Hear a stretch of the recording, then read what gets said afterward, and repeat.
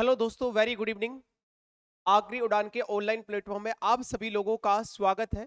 आज देखो, हमने सुबह 10 से 12 की क्लास में जो पढ़ाई करी थी वो रिप्रोडक्शन के बारे में मैंने आज पढ़ाया था। उसका एक पार्ट हमने पढ़ लिया है और उसके दोस्तों हम लोग क्वेश्चन लगाने वाले हैं, तो जितने लोग जो जुड़ रहे हैं तो वो जुड़ जाए, ठीक है। तो आप लोग जो डेली क्वेश्चन करते हो उसमें आप लोगों को एंजॉय होता होगा और साथ के साथ हमें भी बहुत अच्छा लगता है कि आप जितना ज्यादा आप लोग जुड़ते हो तो हमारा भी कॉन्फिडेंस अच्छे से और इंक्रीज होता है कि आप जितना ज्यादा मेहनत करोगे उससे हमको भी मेहनत करने का एक श्रेय मिलता है कि भाई ठीक है, आप लोग हम मेहनत कर रहे हैं तो आप लोगों की जो है वो मेहनत साकार हो रही है। लेकिन उस दिन साकार होगी ज्यादा जिस दिन आप जेट के पेपर में अच्छा रैंक लेके आओगे, तो ज्यादा मजा आएगा, ठीक है। तो प्रोडक्ट रिप्रोडक्शन जो प्रजनन तंत्र हमने शुरू किया था दोस्तों, उसके क्वेश्चनों को देखो हम करना स्टार्ट करते हैं। आपके सामने सुबह जो क्वेश्चन पढ़ाए थे उसके अंदर से जो थ्योरी पढ़ाई थी उसी के आधारित क्वेश्चन हमारे पास है। क्वेश्चन नंबर एक जो क्या दिया गया है, निम्नलिखित में से कौन सा अंग मानव महिला प्रजनन प्रणाली से संबंधित नहीं है, अब बताओ। देखो क्वेश्चन जो कहा गया है तो हम लोग देखेंगे, यहां पर ये कहा गया है कि कौन सा अंग मानव महिला, ठीक है, महिला मतलब फीमेल रिप्रोडक्शन से संबंधित नहीं है। फीमेल की बात करेंगे दोस्तों, फीमेल जो महिला रिप्रोडक्शन सिस्टम है तो उसमें कौन कौन सी चीजें होती है वो थोड़ा सा मैं आपको आइडिया दे देता हूं। रिप्रोडक्शन सिस्टम में देखो क्या होता है दोस्तों, इसमें ऐसा सीन होता है कि जब हम फिगर बनाते हैं ना इसका इस तरीके से, तो ये यहाँ पर दोस्तों दो ओवेरीज होती है, ठीक है। और ये वाला भाग कौन सा होता है दोस्तों, इस प्रकार से ये चीजें बनी होती है। ये हमारे पास यूट्रस वाला भाग होता है यहाँ पे, और यूट्रस वाले भाग की बात करेंगे तो इस प्रकार से ये चीजें ना, यहाँ एक सेकेंड, ये वाला देखो यहाँ पर दोस्तों, यहाँ इस प्रकार की कुछ फिब्रिनुमा संरचना होती है और यहाँ क्या पाई जाती है दोस्तों, ओवेरी इससे कनेक्टेड होती है। इस प्रकार से यहाँ पर भी एक उंगली नुमा कुछ संरचना होती है, इसको भी ये किससे कनेक्टेड होती है, ये होती है दोस्तों हमारे पास अंडाशय। आगे अगर क्वेश्चन आए तो आपसे हो जाएगा। और ये दोस्तों हमारे पास क्या होती है, डिंब वाहिनी नलिका, डिंब वाहिनी नलिका। दोस्तों इसको एक अच्छे तरीके से याद रखना, इसको हम लोग फैलोपियन ट्यूब भी बोलते हैं, इंग्लिश याद रखना इसकी, तो फैलोपियन ट्यूब के नाम से भी जाना जाता है इंग्लिश में, जिसको हिंदी में लिख के भी दे सकता है आपको इस तरीके से, फैलोपियन ट्यूब, ठीक है। तो इसको भी आपको याद रखना है। और जो ये होता है दोस्तों, ये पूरी जो संरचना होती है, ये क्या होता है, ये होता है दोस्तों गर्भाशय, जिसको यूट्रस कहते हैं हम लोग, क्या बोलते हैं, तो यूट्रस हम लोग कहते हैं। तो ये आपको याद रखना है। आप लोगों से देखो क्या इसके अंदर पूछा जाए, ये सेरेविक्स वाला पोर्शन होता है। ये दोस्तों गर्भाशय होता है, तीन भाग होते हैं, एक इसका काया काय होता है जिसको कॉर्पस बोलते हैं। ये इसका कौन सा होता है दोस्तों, फंडस वाला भाग होता है। तो इसके यूट्रस के तीन भाग होते हैं, फंडस, कॉर्पस जिसको काय बोलते हैं, एक होता है दोस्तों सेरिविक्स जिसको ग्रीबा कहा जाता है, ठीक है। अब ये अंडाशय हो गया, डिम्बाइनी नलिका हो गई, गर्भाशय हो गया। इसके मेन मेन दोस्तों क्या होते हैं, फीमेल रिप्रोडक्शन सिस्टम के तो ये अंग होते हैं। अब आपसे पूछा गया है कि इसमें से कौन सा नहीं है, देखो गर्भनाल, प्लेसेंटा दोस्तों, ध्यान रखना, ये महिला के अंदर अंतःस्रावी ग्रंथि होती है दोस्तों। ये हमारे पास जब अगर माँ के घर में जब शिशु होता है दोस्तों, उस समय उसका पालन पोषण करने का, ये सब अटैचमेंट करने का काम दोस्तों इस भ्रूण को किसके माध्यम से होता है, प्लेसेंटा के माध्यम से ही होता है, ध्यान रखना। जिसको हम लोग एक नाम से और जानते हैं जिसको अपरा भी कहते हैं, क्या क्या कहते हैं, अपरा। तो ये दोस्तों इसका पार्ट है गर्भाशय, यूट्रस, अंडाशय दोस्तों इसका है दोस्तों, शुक्र बाहिका नहीं है, ठीक है। शुक्र बाहिका को हम लोग दोस्तों इसलिए नहीं है क्योंकि ये नर का पार्ट होता है, किसका होता है, नर का, जो अधिवृषण से शुक्राणुओं को यूरेथ्रा या मूत्र मार्ग तक ले जाने का कार्य करती है नर में। तो हमसे नहीं का पूछा गया है, तो ऑप्शन दोस्तों क्या लग जाएगा, पहले वाले क्वेश्चन में आंसर क्या आएगा, डी आंसर आएगा आपका, ठीक है। आप लोग अपने आंसर्स को भी साथ के साथ लगाते चलना। अब बढ़ते दोस्तों अगले क्वेश्चन पे। अगला क्वेश्चन दोस्तों क्या दिया गया है, अगला क्वेश्चन हमारा है सेकंड नंबर का, कि मानव शरीर से निम्नलिखित भागों में से किस एक में शुक्राणु डिंब को निषेचित करता है। ध्यान रखना, डिंब देखो किसको बोला जाता है इंग्लिश में दोस्तों, एग को बोला जाता है। और ये एग वही है जिसको ओवम बोलते हैं, और ओवम को क्या बोलते हैं, ये केवल और केवल आपको ना, ठीक है, ये कंफ्यूज करने के लिए दिया हुआ है, ठीक है। और दोस्तों शुक्राणु हो गया, मैंने कहा ना आपको दोस्तों, इस तरीके से जब शुक्राणु स्पर्म होता है, ठीक है, ये शुक्राणु होता है। और जब शुक्राणु दोस्तों इसके संपर्क में आते हैं, ओवम के संपर्क में आते हैं, और दोस्तों इनके जब साथ में मिलते हैं तो कौन सी प्रक्रिया होती है, निषेचन की प्रक्रिया होती है, तो फर्टिलाइजेशन की प्रक्रिया के नाम से भी जाना जाता है। और दोस्तों इससे किसका निर्माण होता है दोस्तों, ये होता है दोस्तों युग्मनज का, किसका निर्माण होता है, युग्मनज का, जिसको इंग्लिश में क्या बोलते हैं हम लोग, जाइगोट भी कहते हैं, क्या बोलते हैं उसको, जाइगोट भी कहते हैं, ठीक है। और ये दोस्तों जाइगोट जो होता है ना, ये एक कोशिका होती है इसमें, होती है एक कोशिका होती है या एक कोशिकीय होता है। तो देखो सुनो, ये जो निषेचन जो हो रहा है ना, ये दोस्तों कहाँ पर होता है? निषेचन की प्रक्रिया कहाँ होती है? ये होती है दोस्तों डिंब वाहिनी नलिका में। कहाँ होती है? डिंब वाहिनी नलिका के अंदर होती है, जिसको हम फेलोपियन ट्यूब भी बोलते हैं। को आप अच्छे तरीके से याद रख लो, नहीं तो मैं लिख लिख के आपको मैं सिखा दूंगा आपको कि फेलोपियन ट्यूब को क्या कहते हैं, डिंब वाहिनी नलिका। ये कह रहा है कि शुक्राणु अंडे को या डिंब को कहां पर फर्टाइल करता है? तो कहां करता है ये? फेलोपियन ट्यूब के अंदर। तो गर्भाशय ग्रीवा में करता है क्या? बिल्कुल नहीं करता दोस्तों, डिंब वाहिनी नली में करता है। गर्भाशय के निचले भाग में या गर्भाशय के ऊपरी भाग में। दोस्तों गर्भाशय से तो इसका लेना देना ही नहीं है, ये कहां पर करेगा? ये दोस्तों फर्टिलाइजेशन की प्रक्रिया कहां पर होगी? फेलोपियन ट्यूब के अंदर। देखो आपको थोड़ा सा एक डायग्राम और बना देता हूं यहाँ, जिससे वापस से एक बार समझ में आ जाएगा प्रकार से ये चीजें होती है ना। या ओवेरी होती है, ये गर्भाशय वाला पार्ट होता है। देखो यहाँ ओवेरी से दोस्तों अंडा कहां पर आता है? ध्यान रखना, ये अंडा यहाँ होता है, ठीक है। और शुक्राणु यहाँ से बाहर से होता कहाँ था? यहाँ पर। और इस जगह पे दोस्तों कौन सी होती है? इस जगह पे निषेचन की प्रक्रिया संपन्न होती है। अब गर्भाशय तो ये पार्ट है, तो इसका गर्भाशय तो कोई लेना देना ही नहीं है, तो यूट्रस के तो तीनों ही ऑप्शन डिलीट हो गए, ठीक है। बच क्या गया दोस्तों? ये फेलोपियन ट्यूब बच गई ना, इसी का तो आंसर लगेगा, इसीलिए इसको क्या कहेंगे हम लोग? डिंब वाहिनी नलिका का जो आंसर होगा, सेकंड नंबर का जो आंसर लगेगा वो क्या लगेगा? क्वेश्चन का बी ऑप्शन होगा, दैट इज करेक्ट आंसर, ठीक है। तो इसमें कोई दिक्कत, ये इंपॉर्टेंट क्वेश्चन है दोस्तों, ये जेट में आपके बड़ा ही रिपीट होता है बार बार, यहां से कई क्वेश्चन बनेंगे। आपसे यह भी कहा जाएगा कि जो दोस्तों यहां पर जाइगोट के दौरान अगर निषेचन की प्रक्रिया हुआ है, किसका निर्माण हुआ है?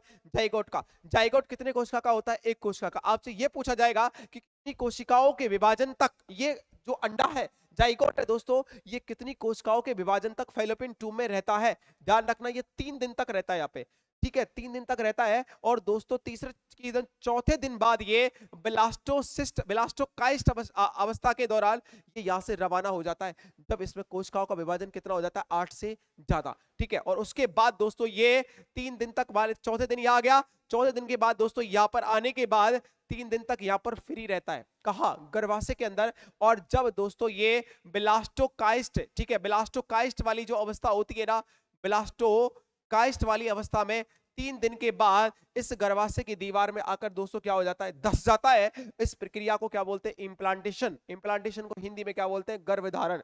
अब कंफर्म हुआ है कि प्रेगनेंसी कंफर्म हो गई है, ठीक है, तब ये प्रक्रिया होती है।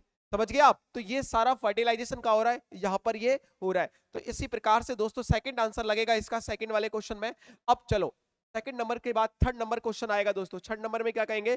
निम्नलिखित हार्मोनों में से कौन सा हार्मोन, ये दोस्तों ये मादा है, ये क्या है दोस्तों? ये बाईदा मिसप्रिंट है, इसको मादा कहेंगे, ये मादा है, मावा नहीं, मादा है दोस्तों, ठीक है। तो ये ध्यान रखना, मादा के द्वितीयक लैंगिक लक्षणों के लिए उत्तरदायी होता है। देखो मादा दोस्तों, अगर हम लोग मादा की बात करेंगे दोस्तों, इसके अंदर क्या होती है दोस्तों? एक ग्रंथि पाई जाती है जिसका नाम होता है अंडाशय। क्या होता है? अंडाशय, ठीक है। अंडाशय जो हमारे पास ग्रंथि होती है, इससे 2 हार्मोन निकलते हैं। एक कौन सा हार्मोन होता है दोस्तों? एक होता है हमारे पास एस्ट्रोजन। कौन सा हार्मोन होता है? एस्ट्रोजन। और एक कौन सा होता है दोस्तों? प्रोजेस्टेरोन। एक कौन सा होता है? प्रोजेस्टेरोन, ठीक है। आप लोगों को ध्यान रखना है, ये दोस्तों इसको ना इसे महिला हार्मोन या मादा हार्मोन के नाम से भी जानते हैं, इसे मादा हार्मोन भी कहते हैं, ठीक है। एक तो ये दूसरा दोस्तों, ये रज चक्र, ठीक है, रज चक्र या मासिक धर्म चक्र या मेंस्ट्रुएशन जो साइकिल होता है दोस्तों, उसका नियंत्रण, ठीक है, कंट्रोल जो है दोस्तों इसके हाथ में होता है।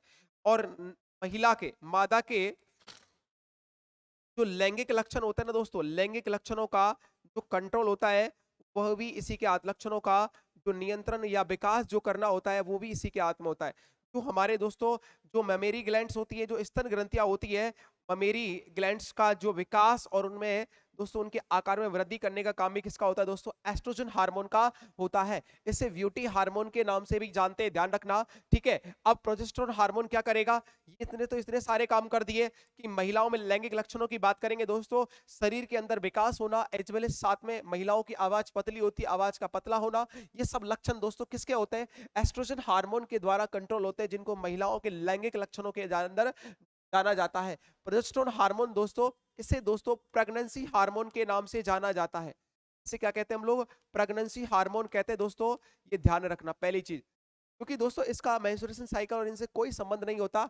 ये जो करेगा दोस्तों, इस प्रकार से अगर यहाँ पर ये चीज होगी ना, इस प्रकार से ये जो हमारे पास चीजें निकल के आएंगी आगे, तो दोस्तों जैसे ही जाइगोट यहाँ पर आएगा, तो ये दोस्तों इसमें एक परत होती है गर्भाशय के अंदर, एक परत पाई जाती है अंतर गर्भाशय स्तर। इस प्रकार से अंतर गर्भाशय क्या होती है दोस्तों, एक परत होती है, तो एंडोमेट्रियम लेयर बोलते हैं, अंतर गर्भाशय स्तर। और दोस्तों ये जो है ना, तो ये जो प्रोजेस्टेरोन हार्मोन है, ये क्या करेगा, ये प्रोजेस्टेरोन हार्मोन दोस्तों ऊपर से जो भ्रूण आ रहा है उसको अपने इस गर्भाशय को केवल इस तरह से प्रिपेयर करता है कि इसको पोषण दे सके। तो पोषण देने का काम कौन करता है दोस्तों, प्रोजेस्टेरोन। इसीलिए प्रेगनेंसी के लिए दोस्तों इसका वेलकम करने के लिए ये तैयार रहता है, इसीलिए इसको प्रोजेस्टेरोन को P4 प्रेगनेंसी, ठीक है, it is also known as pregnancy hormone. अब आपसे कहा गया है कि महिला के द्वितीयक लैंगिक लक्षणों को, ठीक है, सेकेंडरी सेक्सुअल सिम्टम्स को दर्शाने वाला हार्मोन कौन सा है। बेसोप्रिन का कोई मतलब नहीं है, थायरोट्रोपिन, प्रोलैक्टिन। ध्यान रखना, प्रोलैक्टिन जो हार्मोन है ना दोस्तों, ये दूध बनाने का काम करता है, ठीक है, दूध बनाने का कार्य। मैंने आपको कितनी बार समझाया था, जब बात दोस्तों लैक्ट की आ जाए तो आप समझ जाना, दूध आएगा। क्या आएगा, दूध। और यहां जो दोस्तों आंसर लगेगा वो क्या लगेगा, एस्ट्रोजन हार्मोन इसका करेक्ट आंसर होगा दोस्तों, ठीक है। एस्ट्रोजन जो हार्मोन होगा वो इसके लक्षणों को दर्शाएगा, ठीक है। तो ये आपका 4th नंबर का जो ऑप्शन है वो आपका राइट आंसर होने वाला है। अब आप लोग, ठीक है, 3rd का 4th ऑप्शन आपने आंसर को चेक करते चलो, आप लोग जितने भी लोग करेक्ट हो रहे हैं आगे चलो। नर और मादा दोनों प्रकार के लैंगिक लक्षणों के पाए जाने वाले व्यक्तियों को कहा जाता है, बताओ। देखो, नर और मादा दोनों प्रकार के लैंगिक लक्षणों में पाए जाने वाले व्यक्तियों को मैंने आपको दो चीजें बताई थी। एक प्राणी है दोस्तों, एक प्राणी जो होते हैं ना, ये दो तरीके से, इस तरीके से मैंने बताए थे। एक कैसा होता है, एक लिंगी प्राणी। कैसा होता है दोस्तों, एक लिंगी प्राणी। और एक लिंगी प्राणी की बात करेंगे दोस्तों, एक कौन सा होता है हमारे पास, बाइसेक्सुअल ऑर्गेनिज्म या द्विलिंगी प्राणी, ठीक है।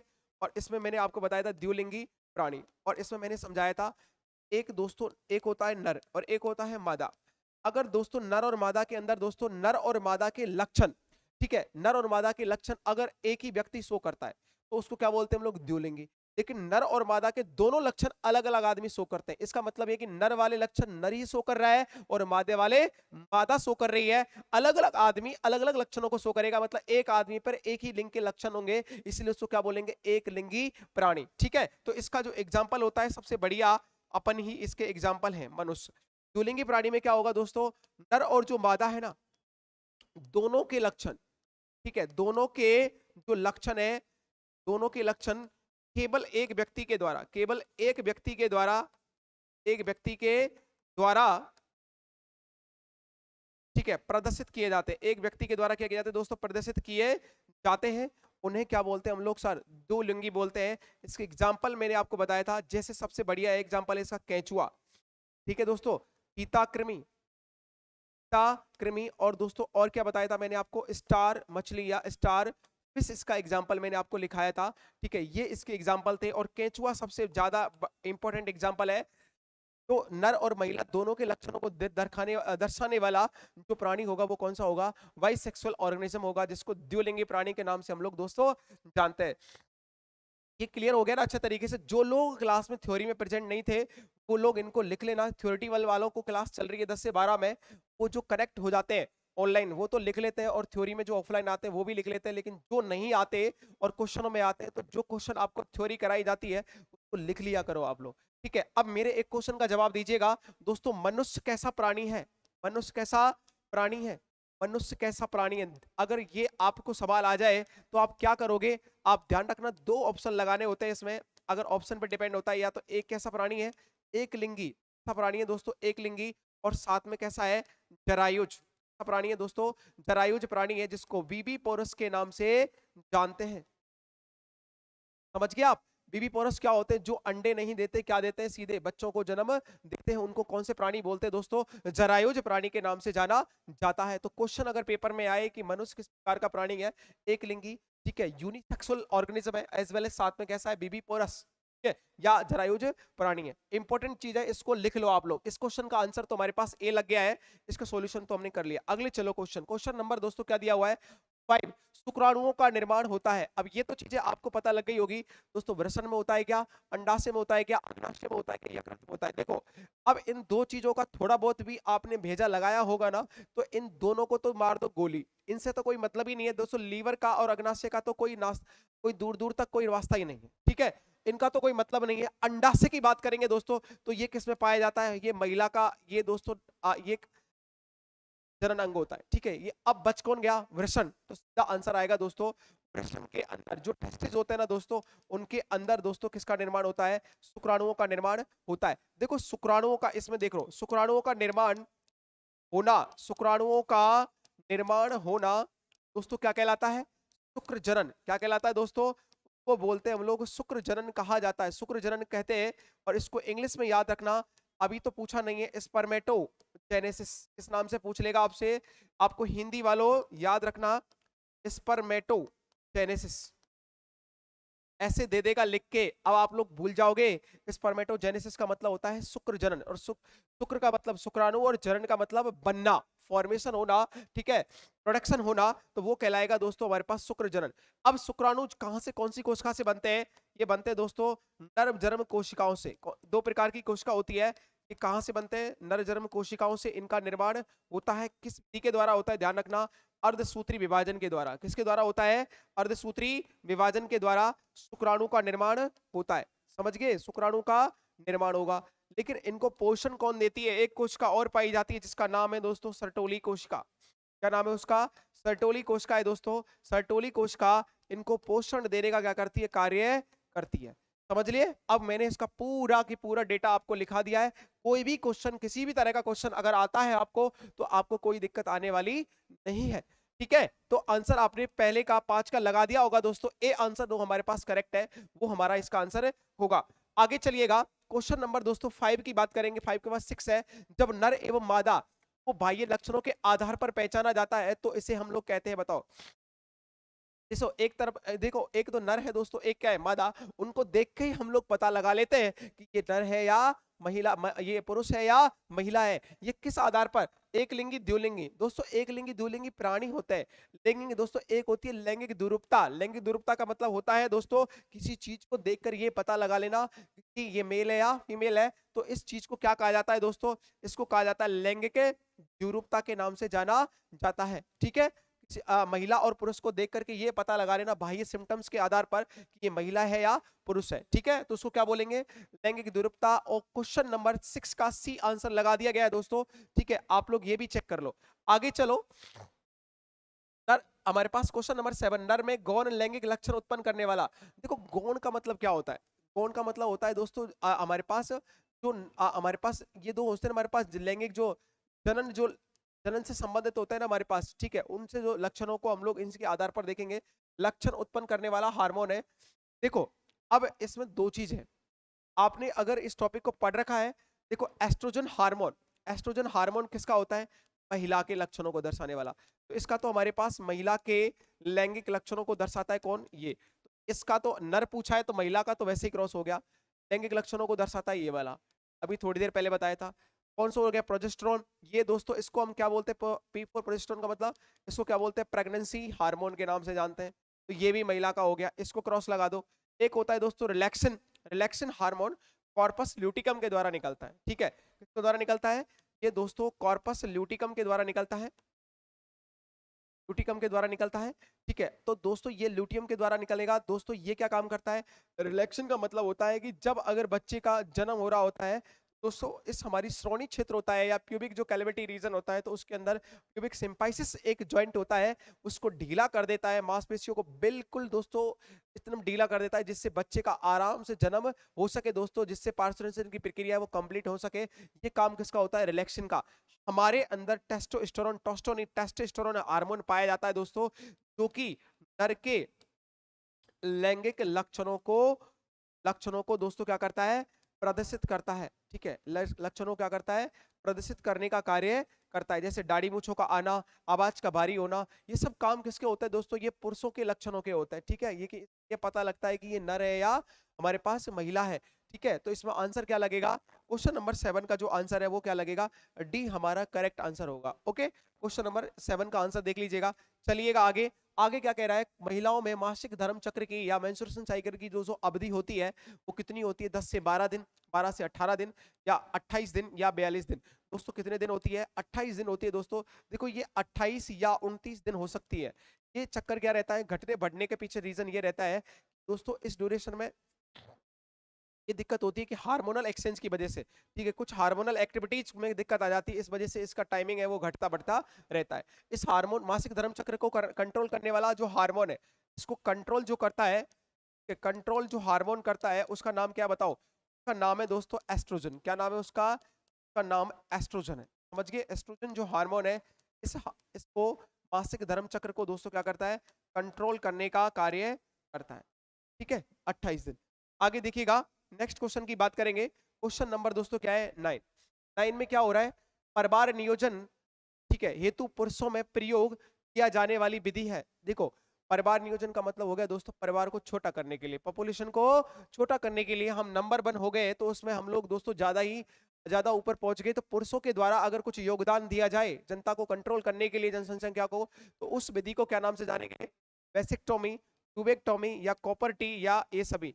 ये दोस्तों ये गर्भ निरोधक दोस्तों इससे नहीं होता, ये सभी दोस्तों। ये देखो इसमें ना, वैसे अगर आपसे इतना पूछते कि परिवार नियोजन में, तो आप लोग तब ये लगा देते, ठीक है, तब तो सभी लगा देते। लेकिन इसमें दोस्तों एक चीज मेंशन कर दी है क्वेश्चन के अंदर, क्या, पुरुष, क्या कर दी है, पुरुष। दोस्तों ट्यूबेक्टोमी जो होती है ना, ये महिलाओं के अंदर, ठीक है, महिला परिवार नियोजन विधि होती है, ठीक है, महिला परिवार नियोजन, तो महिला परिवार नियोजन विधि के द्वारा इसको जाना जाता है, ठीक है, उसके अंदर आती है ये तो आपको यह ध्यान रखना है, महिला परिवार नियोजन के अंदर। लेकिन दोस्तों वैसेक्टोमी होती है दोस्तों, इसमें ये आंसर लगेगा, ये पुरुषों की परिवार नियोजन पद्धति होती है, ठीक है, विधि होती है, इसमें आपको ध्यान रखना है। वैसेक्टोमी में देखो क्या रीजन आएगा, वैसेक्टोमी में मैंने आपको बताया था, वो हमारी यहाँ से इस वाले एरिया से जो एपिडर्मिस से ये चीजें चलती है, ठीक है, यहाँ से जो लाइंस आती है ऐसे करके, और ये दोस्तों यहाँ से कनेक्ट होने के बाद ये ब्लैडर पे जाती है ना ऐसे करके, ये जो हमारे पास शुक्रवाहिकाएं होती हैं, इनको क्या कर दिया, ये प्रोस्टेट होती है, यहाँ पे प्रोस्टेट यहाँ से कनेक्टेड होती है इस प्रकार से, ये जो चीजें है ना, तो इन जो शुक्रवाहिकाओं पे दोस्तों कट लगा दिया जाता है। क्या लगा दिया जाता है, यहाँ पे कट लगा देते हैं दोस्तों, ये एपिडर्मिस वाले भाग से ऐसे आती हैं, तो इनको हम लोग बंद कर देते हैं। यहाँ से किडनी के लिए जा रही है ऊपर ऐसे करके, ये किडनी के लिए जा रही है, तो इन शुक्रवाहिकाओं को यहाँ पर कट लगा देंगे, यहाँ कट लगा देंगे।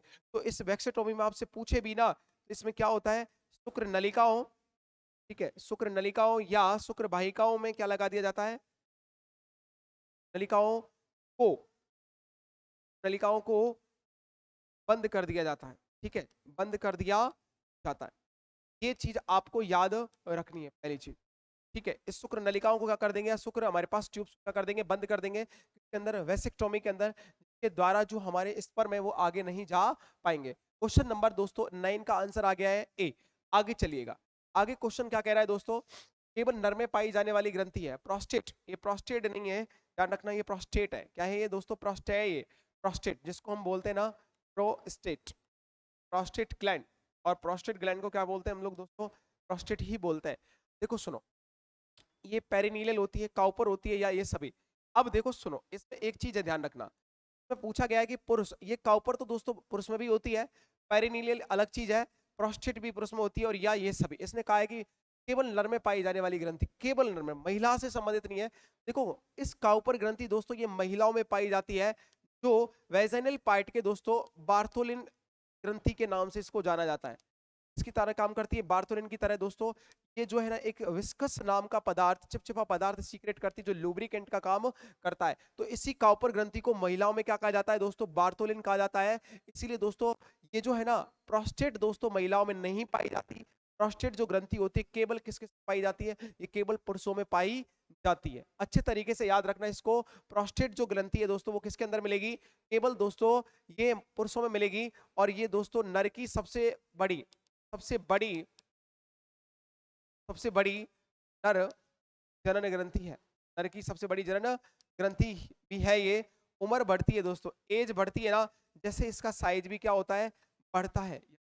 समझ गए आप, तो ये प्रोस्टेट वाली जो चीजें है ना वो आपको ध्यान रखनी है, आजकल ये नॉर्मल हो गई है, ठीक है। इससे यूरिन के मार्ग में, यूरिन करने में दोस्तों क्या आती है, समस्या आती है।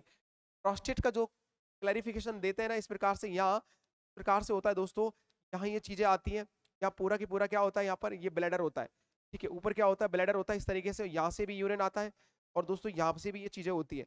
अब यहाँ से एट ए टाइम, ठीक है, इस प्रकार से चीजें होती है, यहाँ से दोस्तों क्या आ रहा है, यूरिन आ रहा है, यहाँ से तो देखो यहाँ से क्या होता है, ये यूरिन होता है, और यहाँ से क्या आता है दोस्तों, सीमन आता है। तो एक बार में एक ही चीज होगी, तो ये जो ग्लैंड होती है ना दोस्तों, इसको हम लोग क्या बोलते हैं, प्रोस्टेट ग्लैंड बोलते हैं।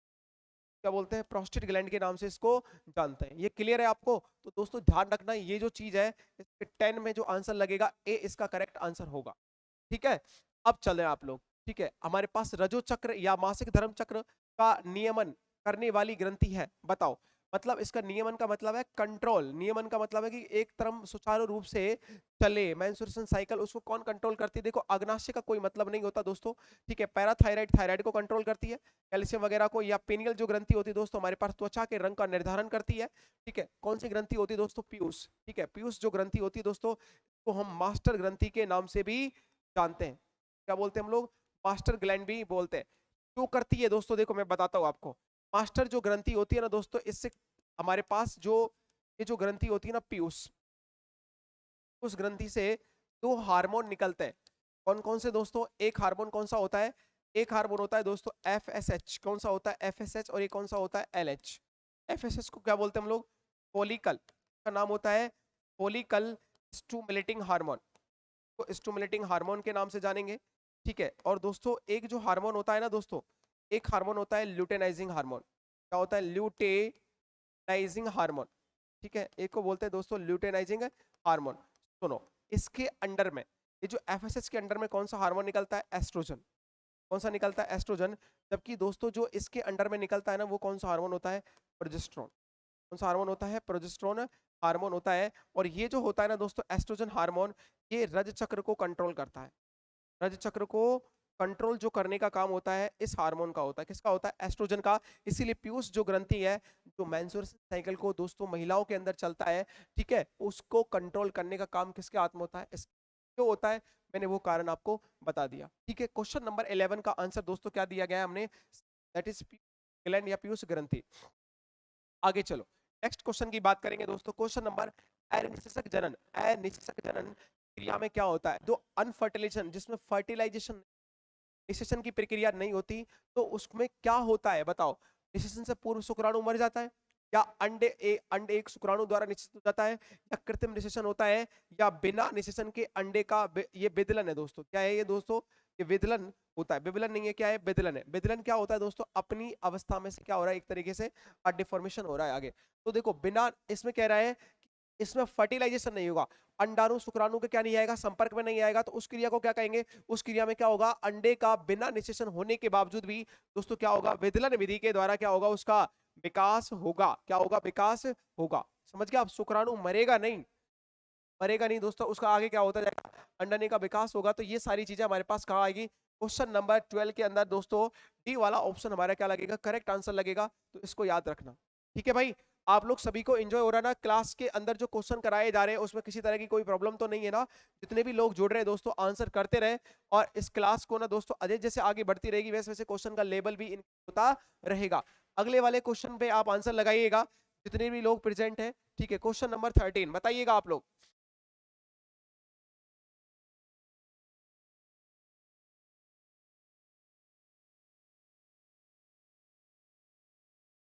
देखो, माहवारी चक्र, क्वेश्चन क्या गया है? माहवारी चक्र में पुट्टिका प्रवस्था कितने दिन की होती है? अब देखो सुनो, इसमें कहा गया कि माहवारी पुट्टिका कितने दिन की होती है। मैं आपको थोड़ा सा यहाँ एक चीज समझा देता हूँ। ये दोस्तों क्या है, यहाँ पर आप हेडिंग लगा लो, एक छोटा सा एक चीज समझ लो, इससे संबंधित जितने भी क्वेश्चन आएंगे। ये मासिक चक्र है। मासिक क्या है दोस्तों? मासिक धर्म चक्र है ये। अब सुनो आप, तो हम बोलते हैं दोस्तों मेंस्ट्रुएशन साइकिल, इसको मेंस्ट्रुएशन हम लोग साइकिल के नाम से जानते हैं इसको। सुनो, आपको एक चीज समझा देता हूँ में क्या है, इसको आप लोग नोट भी कर लेना जिससे आपकी कॉपी में रहे। ये घटना ऐसी होती है दोस्तों, इस प्रकार से ये चीजें चलती है। ठीक है, इस प्रकार से चीजें चलती है, और यहाँ आकर के ये हार्मोन का एक्सचेंज ऐसे ऐसे होता है। अब यहाँ होता क्या है दोस्तों, जैसे ही फर्स्ट डे होता है ना, साइकिल का फर्स्ट डे होता है, यहाँ से फर्स्ट डे बात होती है, ये दोस्तों कितना होता है? 14 डे, और इसको लगा लो आप 28वें दिन। अब जैसे ही दोस्तों यहाँ 14 डे स्टार्ट होता है, तो यहाँ अंडे का निर्माण होना धीरे धीरे स्टार्ट हो जाता है। ठीक है, यहाँ पर धीरे धीरे दोस्तों, यहाँ ऐसे करके ना इसके अंदर पुट्टिकाएं बनने लगती हैं। और ये अंडे का दोस्तों धीरे धीरे इस पुट्टिकाओं को क्या बोलते हैं हम लोग, ये जो है ना हमारे पास पुट्टिक प्रवस्था। तो दोस्तों ये चलती रहती है, ये यहाँ तक चलती रहती है। लेकिन दोस्तों जब जैसे जैसे ना दोस्तों ये अंडे का बड़ा रूप हो जाता है, तो दोस्तों इसके अंदर है ना ओवम बनने लगता है। ठीक है, जो ये ओवम है ना यहाँ, ये जो ओवम दोस्तों यहाँ बीच में ये परिपक्व होने लगता है। अब दोस्तों कौन सा दिन होता है धीरे धीरे अंडा बनने लगा, जब दोस्तों 14वां दिन होता है, ठीक है 14 डे होता है। तो दोस्तों इस प्रक्रिया के दौरान जब 14वां दिन होता है, तो उस दिन क्या होता है, इस प्रकार से ये सारी चीजें जो ओवम बना है ना दोस्तों, ये कहाँ आता है, ओवम दोस्तों निकल के कहा जाता है, ये बाहर आ जाता है। और इसी प्रक्रिया को क्या बोलते हैं, अंडो उत्सर्जन। प्रक्रिया को क्या बोलते हैं, अंडो उत्सर्जन के नाम से इसको जानते हैं, या इसको इंग्लिश में बोलते हैं ओवुलेशन। क्या बोलते हैं, ओवुलेशन, ध्यान रखना। क्या बोलते हैं इसको, ओवुलेशन। कौन से दिन होता है, 14 डे। तो जीरो से ये जो हमारे पास है ना दोस्तों, इनको बोलते हैं हम लोग ग्रेफियन, ग्रेफियन पुट्टिका। क्या बोलते हैं दोस्तों, ग्रेफियन पुट्टिका, जो ओवम बनाने में क्या करती है दोस्तों, मदद करती है। तो ये कितने दिन हो गए, 1 से 14 दिन तक तो ये ग्रेफियन पुट्टिकाओं की क्या होती है, प्रवस्था। आप कहोगे सर बाकी के, अब इसमें क्या होगा, यहाँ पर आगे देखो, आगे दोस्तों क्या होगा, ये जो संरचना बचेगी ना, ये दोस्तों इसको हम लोग बाद में जो संरचना बचेगी, ये जो संरचना बच जाएगी टूटी की अवस्था में, तो हम क्या बोलते हैं दोस्तों, कॉर्पस, क्या बोला जाता है, कार्पस ल्यूटिनियम। क्या बोलते हैं, कार्पस ल्यूटिनियम इसको कहा जाता है। जिससे हार्मोन कौन कौन से निकलते हैं दोस्तों, इससे हार्मोन निकलते हैं, प्रोजेस्टेरोन हार्मोन, और एक कौन सा निकलता है दोस्तों, रिलैक्सेशन हार्मोन यहां से निकलता है। ठीक है, तो ये आप लोग नोट करते जाना। और दोस्तों धीरे धीरे करके ना दोस्तों ये जो है ना आगे चेंज होता जाता है, और दोस्तों ये इस प्रकार से ये चीजें चलती रहती हैं। और आगे जाकर दोस्तों ये ब्रीडिंग के माध्यम से, जैसे ही दोबारा एक तारीख आती है, तो ये ब्रीडिंग के माध्यम से दोस्तों ये परत क्या हो जाती है, धीरे धीरे टूटने लगती है, और 3-4 दिन के अंदर ये टूट करके बाहर निकल जाती है। और दोबारा से क्या प्रोसेस होगा, यही स्टार्ट होगा। तो इससे आपको पूछा गया कि ग्रेफिन पुट्टिका वाली अवस्था होती है वो कितने दिन की होती है, लगभग दोस्तों 15 से 20 नहीं, इसका आंसर क्या लगेगा, इसमें अप्रोक्सीमेट पूछा है तो वो 10 से 12 दिन होती है। वैसे आप अगर एनसीईआरटी देखोगे ना उठा के, तो ओवुलेशन का डे 14 ही है, लेकिन ये डिपेंड करता है खान पीन पे और हार्मोनल के ऊपर कि ये 12 दिन पे भी ओवुलेशन हो सकता है। ठीक है, ऐसा नहीं कि 14वें दिन, लेकिन अकॉर्डिंग टू थ्योरी पढ़ोगे तो आपको 13 या 14 या एग्जैक्ट तो 14 ही आएगा। ठीक है, ये ध्यान रखना है। तो ये जो प्रोसेस है पूरा की पूरा, इसमें ये सारी चीजें आपको दिखाई गई है मांसुरेशन, मेंस्ट्रुएशन साइकिल है ना उसके अंदर। तो आपको समझ में आ गया कि पुट्टिक प्रवस्था का मतलब यहाँ पर क्या होता है। क्लियर है भाई, तो ये चीज आप लोग ध्यान रखें। इसमें आप लोगों ने आंसर लगा दिया दोस्तों, क्वेश्चन नंबर 13 का भी आंसर हमारे पास आएगा। आगे चलिएगा, जो नेक्स्ट क्वेश्चन दिया गया है दोस्तों, किस हार्मोन को प्रेगनेंसी हार्मोन कहते हैं। प्रेगनेंसी प्रेगनेंसी नहीं, प्रेगनेंसी एक बार ही लिख लेना, एक बार ये काट देंगे। मैंने आपको बताया P4 pregnancy, P4 progesterone, P4 progesterone. अब इसको आपको दिखे, मेलाटोनिन दोस्तों त्वचा का रंग निर्धारण करता है, त्वचा का रंग निर्धारण करने वाला हार्मोन है। रंग निर्धारण करने वाला जो किससे निकलता है, एक अंतःस्रावी ग्रंथि है जिसका नाम है पीनियल। क्या है दोस्तों, पीनियल ग्रंथि से, जिसका आपको कोई दिक्कत याद करने की जरूरत नहीं है। प्रोजेस्टेरोन जो हार्मोन होता है, इसी को हम क्या बोलते हैं, P4 प्रोजेस्टेरोन, P4 प्रेगनेंसी। ठीक है, इस तरीके से याद रखना। तो ये प्रेगनेंसी हार्मोन के नाम से किसे जाना जाएगा, ये क्वेश्चन नंबर 14 का ए आंसर होगा, उसे जाना जाएगा। ठीक है, अब यहां तक कोई दिक्कत तो नहीं है आप लोगों को, कमेंट देखने आप लोग कमेंट एक बार कर दीजिएगा अगर किसी तरह की कोई भी समस्या आपको आ रही हो। ठीक है, तो ये लोग ये चीज ध्यान रखें। ठीक है भाई, ये आगे चलते हैं दोस्तों, क्वेश्चन नंबर हमारे पास 15 है, 15 की बात करेंगे। 15 में क्या कह रहा है, देखो मनुष्य में शुक्र जनन कितने वर्ष की आयु के पश्चात प्रारंभ होता है। देखो एक बात मैं बताऊं, तो हम बाल्य अवस्था से दोस्तों युवा अवस्था में आते हैं, तो आफ्टर, जैसे ये डिपेंड करता है कि हमारी बॉडी के अंदर जो विकास है, मतलब 10 से 12 साल के, ऐसा माना जाता है 13 से 15 साल के आसपास। ठीक है, 13 से 15 साल के आसपास, या हम लोग देखते हैं कि ये जो अवस्था होती है ना दोस्तों, 13 से 15 साल के आसपास है ना। देखो मेल की जो उम्र है ना दोस्तों, ऐसा कहा जाता है मेल के अंदर 13 से 15 वर्ष में शुक्र जनन का मतलब होता है दोस्तों शुक्राणु बनने लग जाते हैं। ठीक है, शुक्राणु बनना क्या हो जाता है दोस्तों, प्रारंभ हो जाता है, ये ध्यान रखना है। और दोस्तों फीमेल जो होती है ना, तो गर्ल्स होते हैं या मादा होती है दोस्तों, उसके अंदर 12 से 14 साल के बाद, 12 से 14 वर्ष के ड्यूरेशन में दोस्तों के अंदर ओवम बनना लग जाता है, ओवम बनना प्रारंभ हो जाता है। ठीक है, तो ये जो अवस्था है ना दोस्तों, मैंने इसीलिए तो कहा 12 साल के बाद और 20 साल के ड्यूरेशन में हमारी बॉडी के अंदर जो लैंगिक द्विरूपता है दोस्तों बहुत ज्यादा डेवलप होती है। हमारी बॉडी का विकास दोस्तों बहुत कुछ डेवलप करता है, ठीक है। उसमें सारी चीजें होती हैं, लैंगिक लक्षण भी होते हैं, शुक्राणुओं का बनना, अंडाणुओं का बनना, अंडो उत्सर्जन होना, अंडजनन होना, ये सब चीजें ना दोस्तों ये अलग अलग चीजें होती है। तो हमारा जो एजेस जो दिया गया है, ठीक है, वो कौन सा है, 13 से 15 साल की जो उम्र होती है, उस उम्र में हमारे अंदर शुक्राणु बनने के शुक्राणु बनना प्रारंभ हो जाते हैं। शुक्राणु बनना अलग चीज है दोस्तों, उसको बोलते हैं शुक्र जनन, ठीक है। और दोस्तों हमारे पास शुक्राणु बनना क्या कहलाता है, शुक्र जनन। और उसके बाद दोस्तों हम लोग देखेंगे स्पर्मेटोजेनेसिस बोलते हैं, ठीक है। सारी चीजें मैं आपको बता चुका हूँ। क्वेश्चन नंबर 15 का आंसर लग गया दोस्तों। चलिए भाई आगे क्वेश्चन बारीक बात करेंगे दोस्तों। क्वेश्चन नंबर 16, 16 क्या कह रहा है, देखो प्रजनन की वह विधि जिसमें बिना निषेचन के अंडा वृद्धि करके वयस्क बन जाता है वो कहलाती है, बताओ। ये कह रहा है कि बिना निषेचन के अंडा क्या बन जाता है, वयस्क मतलब मैच्योर हो जाता है एक तरीके का। तो उसको क्या कहेंगे दोस्तों, एक्सेल के जो है प्लूटिनाइजिंग या वृषण कोश, वृषण कोश का तो कोई मतलब ही नहीं है, या पार्थिनोजेनेसिस, क्या कहेंगे, पार्थिनोजेनेसिस या नन ऑफ दीज। काट दो और इसको भी काट दो। देखो वृषण कोश को क्या बोलते हैं हम लोग, स्केरोटल सैक, क्या बोलते हैं, स्केरोटल सैक। एक ऐसा कोश जहां पर वृषण स्थित होता है तो उसको क्या बोलेंगे हम लोग, वृषण कोश, क्या बोलेंगे, वृषण कोश बोलेंगे। इसने कहा कि ऐसी जो प्रजनन रिप्रोडक्शन हो रहा है के अंदर क्या हो रहा है दोस्तों, प्रोडक्ट ऐसा रिप्रोडक्शन हो रहा है जिसके अंदर चीजें क्या हो रही है, हमारे पास निषेचन नहीं हो रहा, क्या बाद भी हमारे अंडे में क्या हो रहा है, प्रोग्रेस हो रही है। तो क्या बोलते हैं दोस्तों, पार्थिनोजेनेसिस, क्या बोलते हैं, पार्थिनोजेनेसिस। इंपॉर्टेंट क्वेश्चन है, लिख लेना इसको, ठीक है। ये आपको बाउंस कर जाएगा अगर पेपर में आ गया ना, तो हवा नहीं लगेगी क्वेश्चन को, ऊपर होके जाएगा सीधा ही।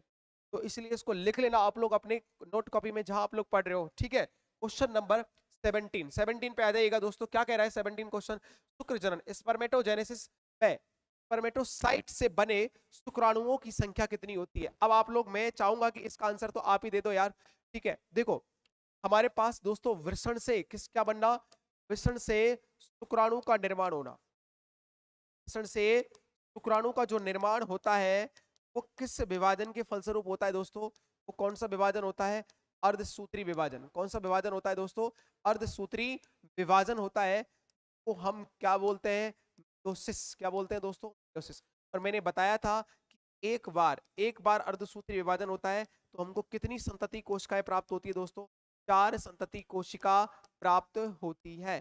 जब एक बार दोस्तों हमको स्पर्मेटोसाइट से शुक्र जनन होगा, तो एक बार दोस्तों, एक वन टाइम, यहां हम लिख देंगे एक बार, ठीक है, यहाँ लिख लेना, ये क्वेश्चन इसी पे आधारित है। एक बार शुक्र जनन होगा, एक बार शुक्र जनन हो गया तो कितने शुक्राणु मिलेंगे दोस्तों, 4 शुक्राणु मिलेंगे। एक विभाजन पे कितने मिलेंगे, 4 शुक्राणु। यही पूछ रहा है कि शुक्राणु जनन में स्पर्मेटोसाइट से बनने वाले शुक्राणुओं की संख्या कितनी होती है दोस्तों, 4 होती है, होती है 4। क्योंकि अर्धसूत्री विभाजन में हमको कितनी संतति कोशिकाएं मिलती है, 4 मिलती है। विभाजन कौन सा हो रहा है हमारे पास, अर्धसूत्री। अब तुम ध्यान रखना, जब अगर दोस्तों कायिक कोशिकाओं की बात आए, कायिक या दैहिक जो कोशिकाएं, दैहिक कोशिका की बात आती है, तो उनमें दोस्तों इनको क्या बोलते हैं हम लोग, इनको बोलते हैं सोमेटिक सेल नाम से जानते हैं, इनको सोमेटिक सेल के नाम से जानते हैं। इनका विभाजन होता है समसूत्री, कौन सा होता है, समसूत्री विभाजन होता है। अच्छे तरीके से याद रखना, ये दोस्तों इसको बोलते हैं मीटोसिस, क्या बोलते हैं, मीटोसिस डिवीजन का काम होता है शरीर का निर्माण करना, शरीर का निर्माण, मेंटेनेंस, घावों को भरने का, वृद्धि करने का सारा काम किसका होता है दोस्तों, इन कायिक या दैहिक कोशिकाओं का होता है।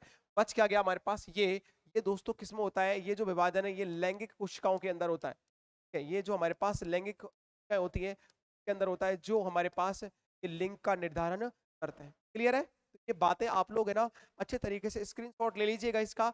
जो लोग क्लास देख रहे हैं दोस्तों, आपसे यही उम्मीद रहती है कि ज्यादा से ज्यादा तो आंसर दें, और एज वेल एज साथ में ना आप लोग सब चीजों को नोट भी करते रहें और अच्छी अच्छी तरीके से चीजों को नोट भी करें, ठीक है। आगे चलिएगा, क्वेश्चन नंबर दोस्तों कौन सा है हमारे पास, 18। देखो 18 की बात करेंगे, 18 क्या कह रहा है, बताओ 18 क्या कह रहा है, क्वेश्चन को पढ़िएगा एक बार। पुरुष प्रजनन तंत्र के अंगों में सम्मिलित है,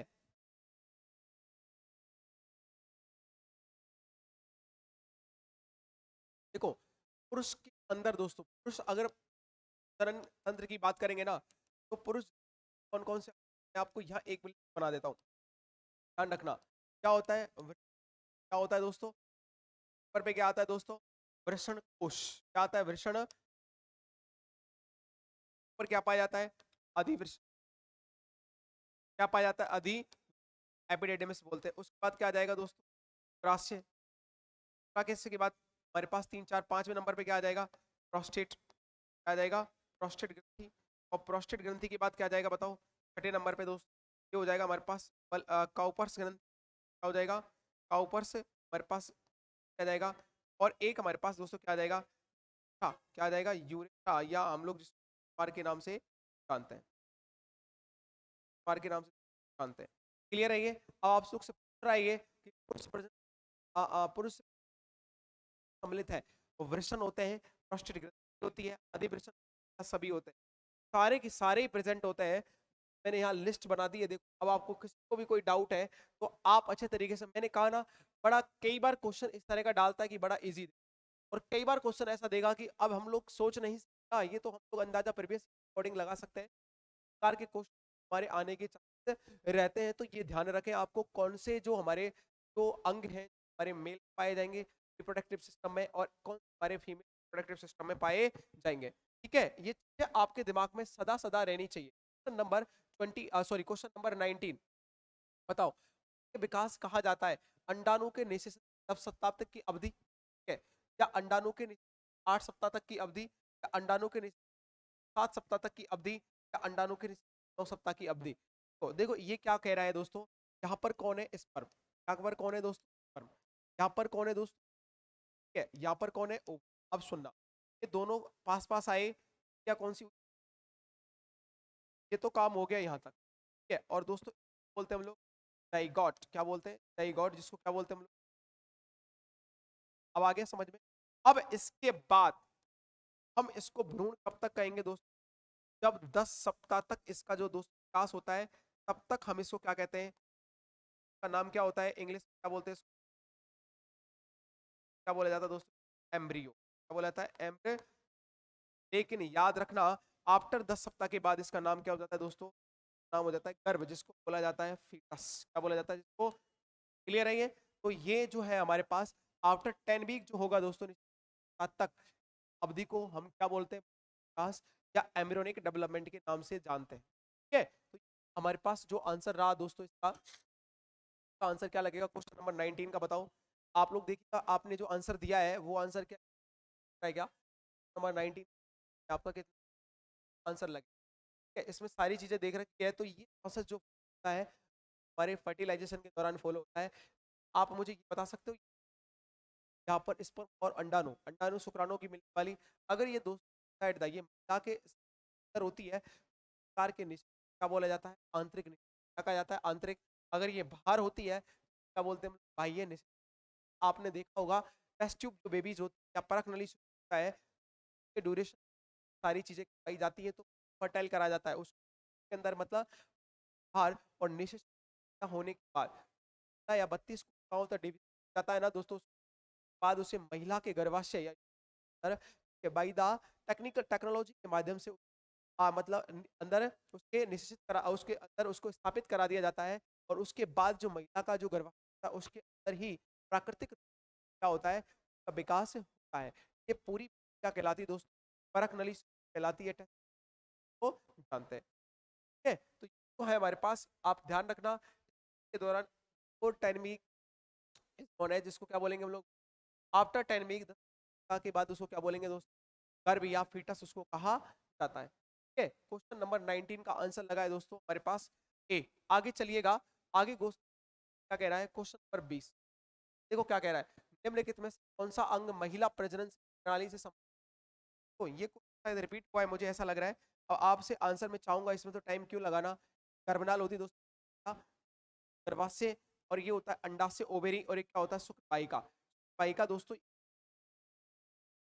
नर का भाग होता है। का भाग होता है का भाग। समझ गए? ये हमसे क्या पूछ रहा है? तो महिला का प्रजनन प्रणाली से संबंध, महिला का प्रजनन, बाकी के दोस्तों वाहिकाएं पाई जाती है, वो बंद करने पर जिसको पद्धति स्थापित की जाती है, जिसको हम ही कहते हैं।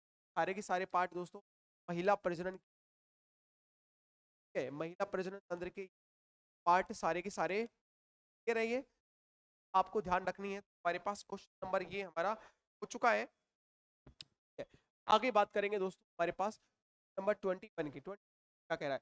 उत्तम वीर्य के क्या में निम्नलिखित प्रविष्ट कराया जाता है। अब बताओ, कह रहा है दोस्तों केवल अंडे को और हमारे पास अंडे को या केवल शुक्राणु को, या अब देखो सुनो, मैं आपको एक बात बताता हूँ। ये मान के चलो दोस्तों, क्या है इस पर में, ये क्या है दोस्तों, तो दोस्तों ये फर्टाइल कराया किसके अंदर? हाँ, अभी मैंने बस समझाया था ना आपको। अगर ये टेस्ट ट्यूब वाला कंसेप्ट होता है तो फर्टाइल कराएंगे तो यहाँ पर क्या बनेगा दोस्तों, क्या बनेगा युग। अब इसको आगे कोशिकाओं में 8 सेल, 10 सेल कार से ये डिवाइड हो जाएगा। मैंने कहा ना एक सेल से कितनी सेल बनेंगी, आगे वो रिक्वायरमेंट के अकॉर्डिंग होगा। और इसको दोस्तों के बाद क्या करेंगे दोस्तों, टेक्नोलॉजी के माध्यम से, टेक्नोलॉजी के माध्यम से वो आगे ना कार से पार्ट होता है ना हमारे पास हाशिया होता है, अटैच होता है ओवेरियन। तो दोस्तों इस अंडा है ना, ये युग्मनज है, तो दोस्तों ताकि गर्भाशय वाले पार्ट में क्या कर दिया जाए दोस्तों, ये इसको यहाँ पार्ट है, ये क्या है दोस्तों, अंडा है। क्या है?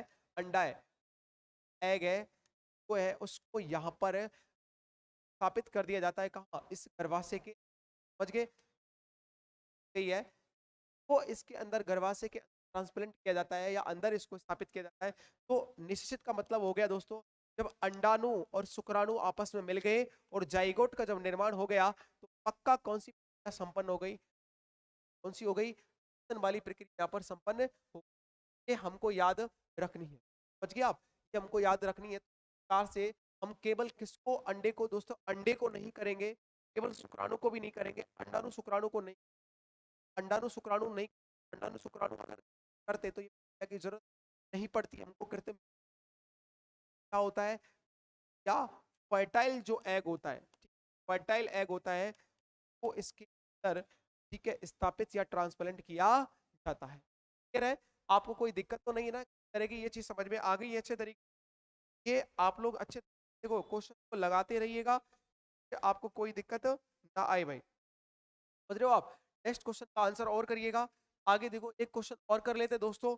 अब इसको आपका आंसर आएगा क्या, आप लोग देखिएगा। एमिनियो एक तरीका है, बताओ एमिनियो तरीका है, आप लोग बताओगे?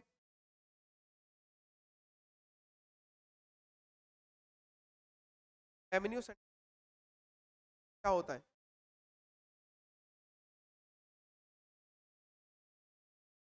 के अंदर क्या होगा?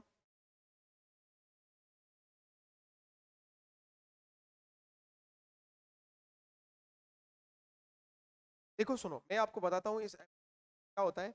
एमिनियो सिंथेसिस में क्या होता है, एक देखो इस तरह की विधि है दोस्तों, इसके अंदर क्या होगा, इस तरीके माँ की गर्भ के अंदर क्या होता है, यहाँ पर ये बेबी कार से, बेबी कार से दोस्तों क्या होती है, कनेक्टेड होता है, मेम्ब्रेन पाई जाती है ऐसे। और इस मेम्ब्रेन के अंदर क्या होता है, एक तरल भरा हुआ होता है। क्या होता है यहाँ पे, एक तरल भरा हुआ होता है। ये तरल जो होता है ना, तो दोस्तों हम क्या बोलते हैं, तरल को बोलते हैं एमनियोटिक, बोलते हैं एमनियोटिक झिल्ली के नाम से इसको जाना, एमनियोटिक तरल होता है। क्या होता है, एमनियोटिक तरल होता है। एमनियोटिक तरल होगा ना, ये थोड़ा सा आप लोग देखो, बता देता हूँ। एम ओ एक क्या होता है, तरल होता है। और जो ये एमनियोटिक तरल होता है, इसमें कोई आनुवंशिक विकार हो या इस तरह की कोई चीज हो तो ना उसका पता लगाने के लिए वैसे इसको करते हैं। लेकिन दोस्तों तरल में एक बार बॉडी संरचना पाई जाती है, कि बार बॉडी संरचना पाई जाती है। और बार बॉडी संरचना का मतलब होता है दोस्तों एक्स एक्स, अगर ये मिलेगा ना तो कम होगा एक्स एक्स, ठीक है। तो अगर दोस्तों बार बॉडी संरचना तो कौन सा गुणसूत्र मिलेगा, एक्स एक्स। क्या होगी दोस्तों, गर्ल। और दोस्तों अगर बार बॉडी संरचना अगर प्रेजेंट है, अगर है, अगर नहीं है तो कौन, एक्स वाई, क्या होगा, बॉय। का उपयोग वैसे ना मैं आपको बताऊं, एक तरीका है एमिनो सेंटेंस। कोई भी बच्चा है दोस्तों के अंदर कोई आनुवंशिक विकार आ गया है या कोई ऐसी चीज हो गई है उसका पता लगाया जा सके, दवाई ट्रीटमेंट करके उसकी पुष्टि की जा सके। लेकिन लोग आजकल इसका गलत तरीके का इस्तेमाल कर रहे हैं। इसका उपयोग किस लिए कर रहे हैं दोस्तों, एम्ब्रियो है ना, भ्रूण है, उसके लिंग परीक्षण के लिए कर रहे हैं कि लड़का है या लड़की है। इस तकनीक को हम क्या बोलते हैं, एमिनियो, क्या बोलते हैं, एमिनियो सेंटोसिस के नाम से जानते हैं। मैंने आपको बताया था कि न्यूट्रोफिल जो होती है ना दोस्तों, जो फिल होती है उसके ऊपर ये संरचना पाई जाती है। तो माँ के घर में बच्चा होता है, ये दोस्तों भ्रूण है। भ्रूण के चारों ओर एक झिल्ली पाई जाती है जिसको एमनियोटिक झिल्ली बोलते हैं। उसमें एक तरल भरा होता है, वो क्या होता है, एमनियोटिक तरल होता है। इस तरल को इस सैंपल के तौर पे बाहर निकाला जाता है। में इस तरल से ये पता लगाया जाता है कि उनकी कोई आनुवंशिक मतलब किसी अंग में कोई विकार है क्या। अगर उसका पता लगाने के लिए हम लोग इस चीज को करते हैं। लेकिन दोस्तों इस तरल में अगर यदि बार बॉडी नाम की संरचना उपस्थित होती है तो उसमें कौन सा गुणसूत्र होता है, XX। तो दोस्तों क्या होती है, लड़की। और दोस्तों अगर नहीं होती है, प्रेजेंट नहीं होती है, नहीं प्रेजेंट है, तो संरचना कौन सी होगी दोस्तों, कौन से XY, तो क्या होगा, लड़का। तो ये ध्यान रखना, ये बाकी के ऑप्शन दोस्तों नहीं होंगे हार्मोन के प्रकार, प्रोटीन वगैरह की जानकारी के लिए। क्वेश्चन नंबर 22 में जो आंसर लगेगा वो क्या लगेगा, ए आंसर आएगा। इसका ध्यान रखना आप अच्छे तरीके से। अच्छा क्वेश्चन है, इंपॉर्टेंट क्वेश्चन है, इसको टिक कर लेना, लिख लेना आप। तरीका मैंने आपको बता दिया है कि एमिनो क्या होता है। ये दोस्तों आज के लिए 22 क्वेश्चन ही आपको कराए जाएंगे। अब आगे जो है ना दोस्तों, क्लासेस का टाइमिंग है, तो आप लोग ध्यान रखें इन क्वेश्चनों को करना। और जो टॉपिक मैंने पढ़ा दिया गया है उस टॉपिक से संबंधित कोई भी दिक्कत हो तो कमेंट सेक्शन में आप कमेंट भी करके बताना। ठीक है दोस्तों, अब आपसे मुलाकात होगी नेक्स्ट एपिसोड में इन्हीं क्वेश्चन जो बच गए उन्हीं के साथ। ठीक है दोस्तों, आप लोग इसको शेयर करिएगा और अपने दोस्तों तक ज्यादा ज्यादा पहुंचाइएगा। ठीक है, जय हिंद, जय भारत।